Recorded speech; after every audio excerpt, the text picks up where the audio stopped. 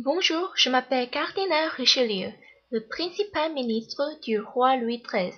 Je suis du XVIIe siècle France et je vais vous parler de l'Académie française, qui est une institution linguistique de la France, parce que je suis un partisan fort et un expert de la langue française. Et d'ailleurs, je suis le fondateur de l'Académie. D'abord, je vais vous parler du contexte de l'Académie française. Premièrement, avant la création de l'Académie française, il y avait une différence de la langue entre les classes sociales.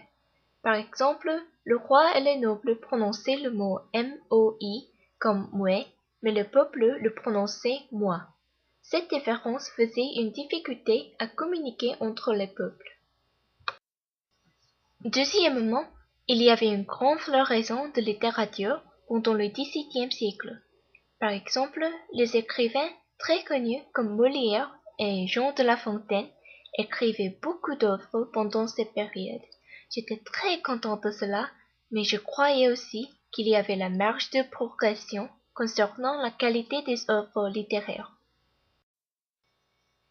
Troisièmement, il y avait des sources d'inspiration de l'Académie. Par exemple, l'Accademia della Crusca d'Italie, une institution dédiée à la purification de la langue de l'Italie, était un excellent modèle. Donc, mon ami Valentin Corra, un poète doué, suivit ce modèle et il a commencé un groupe littéraire non officiel avec 9 membres, y compris mon autre ami, Pierre Ségur, un politicien. Il voulait garder ce groupe comme un secret, mais pour lui donner plus d'autorité, j'ai établi l'Académie française comme une institution officielle en 1635 avec le consentement du roi Louis XIII. Ensuite, je vais vous parler de l'importance de l'Académie française.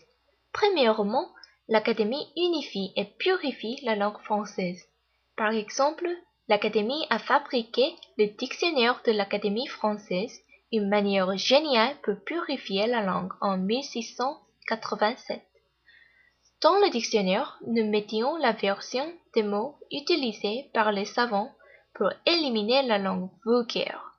Ce dictionnaire n'avait pas de pouvoir légal, mais c'était un guide officiel de la France. Comme mon ami a dit récemment, les Français doivent toujours vérifier dans le dictionnaire et ils doivent être précis concernant la langue. Deuxièmement, l'Académie attribue des prix pour encourager la fabrication des œuvres littéraires de qualité. Par exemple, Victor Hugo a reçu une mention honorable de l'Académie quand il avait 15 ans et a continué à écrire des œuvres de qualité. Cela a encouragé plusieurs autres écrivains comme Alfred de Musset et donc beaucoup de littérature classique sont sortis de la France. Troisièmement, l'Académie honore des magnats français en donnant l'adhésion d'Académie et les membres de l'Académie s'appellent les immortels. Par exemple, les deux plus célébrés parmi les immortels sont Victor Hugo et Louis Pasteur. Il y a seulement 40 sièges et nous élisons seulement les meilleurs intellectuels et une fois qu'un membre devenait élu, il servait à vie. Donc, les Français considèrent devenir un immortel comme un grand honneur. Finalement, je voudrais comparer l'Académie avec d'autres systèmes du monde et je suis très fier que l'Académie a inspiré d'autres à établir un système dédié pour purifier la langue. Premièrement, il y a un programme en ligne, Dire, ne pas dire, qui a un objectif similaire que celui du dictionnaire de l'Académie française.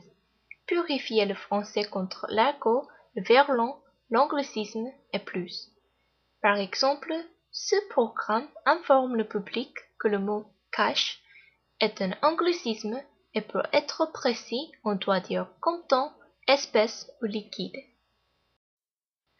Deuxièmement, il y a l'Institution nationale de la langue coréenne de la Corée qui est très similaire à l'Académie française.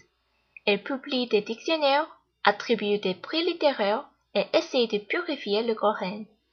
Par exemple, elle a désigné le 9 octobre jour officiel pour être sensible au système alphabétique coréen. Troisièmement, Il y a l'Association des académies de la langue espagnole. Cependant, elle est un peu différente de celle de la France parce qu'elle est située non seulement en Espagne, mais aussi à travers les pays hispanophones comme le Mexique et le Chili. Elle approuve toutes les variations régionales et même l'anglicisme, comme le mot espagnol textear. Mais il n'y a qu'un seul bon usage de la langue française. Bien que les autres institutions linguistiques ont un objectif similaire à celui de l'Académie, je suis fier de dire que l'Académie est la plus stricte institution. Qu'est-ce que vous pensez de l'Académie? À mon avis, l'Académie française joue un rôle très important pour conserver la langue, la culture et l'identité de la France. Grâce à l'Académie, les Français peuvent apprécier des littératures de qualité et la fierté de parler une langue pure pendant beaucoup de siècles. Donc, je pense que la devise de l'Académie française à immortalité est très symbolique parce qu'elle montre le trait et l'importance de la langue. Les hommes meurent, mais la langue vit et lègue la vie, la culture et l'histoire des hommes à jamais. Merci pour votre attention. Au revoir.